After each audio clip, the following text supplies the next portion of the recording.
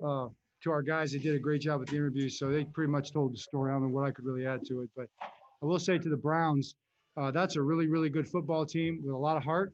They played a very good football game, and we played a very good football game. It was one. It's just it's a game that's going to go down in history. So, just proud to be a part of it, and really proud of our players. And all I can say is, at the end, I was doing a little bit of praying, and I will say what Willie said, or I will say what was said earlier, what Tuck said.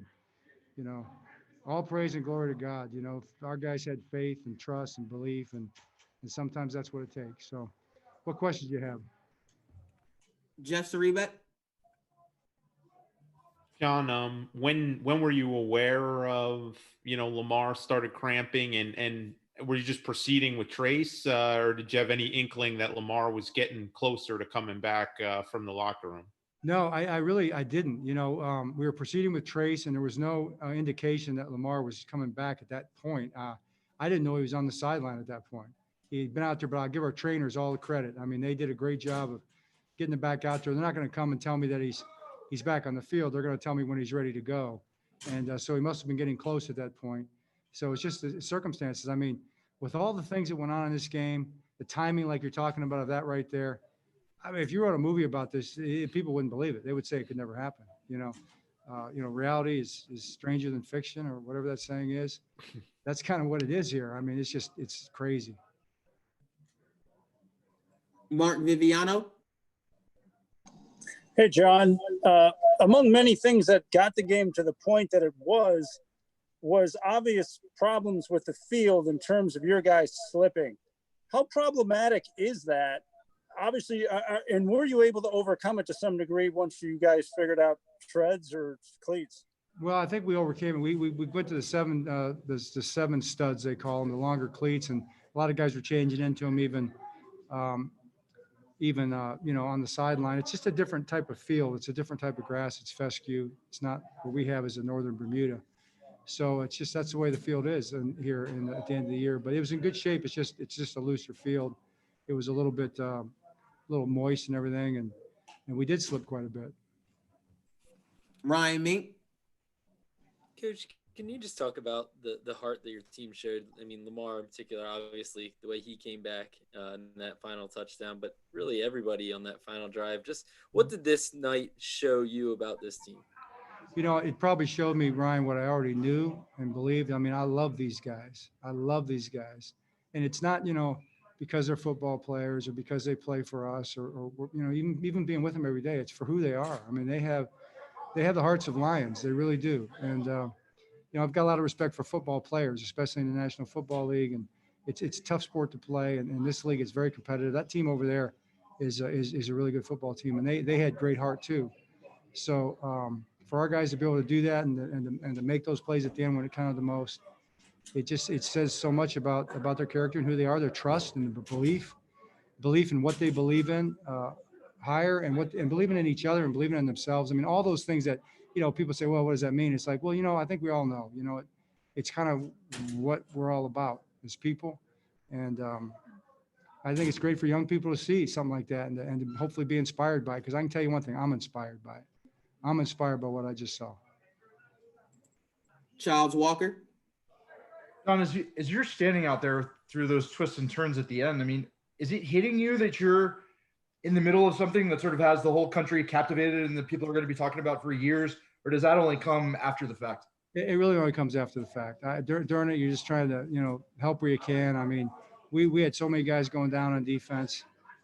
Just trying to get 11 guys in the field was a challenge. I give our defensive coaches all the credit. And the guys playing, I mean, guys going out there and playing out of position, especially in the back end, trying to find a way. Marcus Peters, he ran out there. The trainers didn't even tell him it was okay to run out there. And he ran. All of a sudden, I see him running out there. Was Marcus cleared? And our trainer, Ron, says, Marcus is out there. It's like, yeah, he just ran out.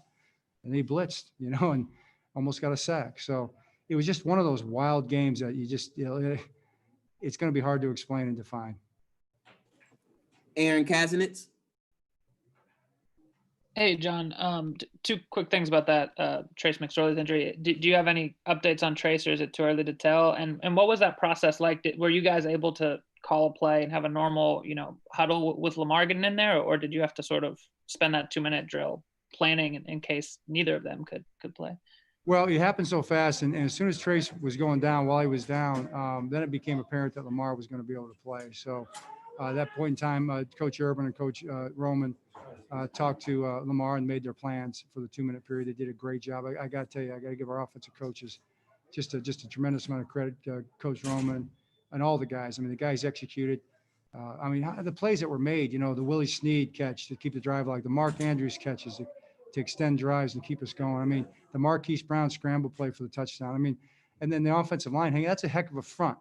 And for our guys to keep hanging in there, keep fighting, give Lamar a chance to extend those plays. I mean, you know, I think everybody just deserves a lot of credit, but I guess I forgot your question. That answered most of it. I also want to ask about Trace. Do you know if it's serious or not with Trace? I don't yet. I just haven't had a chance to go find out. I don't know yet. I'm sorry. Take more from Aditi. You told all of us last week that even after week 1, after that big win, you felt that the Browns were a good team, and you kind of made fun that we all laughed about it. So what was the big difference from week 1 to week 13? You thought they were good then. They gave you a lot more to handle this time around. Well, I mean, you know, they didn't turn the ball over this game, and they've been playing that way. I don't think Baker had an interception for like 5 games until Tyus made his incredible play on the ball, and it took a great play to make it. You know, I think the main thing is he's playing really well. Their offensive line is really good. You know, it's a veteran offensive line. Anytime you have a veteran offensive line that stays healthy, and they've stayed incredibly healthy, so I think they just had a chance to keep growing as a football team, and they're well coached, and they got a lot of guys who've got a lot of experience. So, you know, that's just how it works in football. You keep improving and growing, and that's what they've done. We'll close it out here with Bo Smoker. Hey, John, you've seen Justin make field goal after field goal. I mean, 55 yards seems almost routine with the guy. Did you have would you have sent him out at 65? Did you have a line you're going to say, we're going to send you out if you get this far at that point in the game? I think at that point in the game, we just sent him out for anything that, you know, was within a chance. You know, the story that he didn't tell you was when the chaos was going earlier, he wanted to go out there on the 4th and 6, was it? 4th and 5. He wanted to go out there for the 64-yarder. He thought that gave us the best chance to win. So you appreciate the confidence. I mean, that's just how he is, you know. And that was a really tough kick because the field was really soft. Obviously, they were rushing everything they had. So the guys who protected, Sam, Morgan did a great job. But to make that kick with that crosswind on that field in December in the open end, in the dog pound end, that's most kickers, it's unmakeable. The only kicker that I know of that you'd feel confident making that would be Justin Tucker. Coach, thank you so much for being with us. We appreciate it. Thanks, everybody. Mark Andrews next.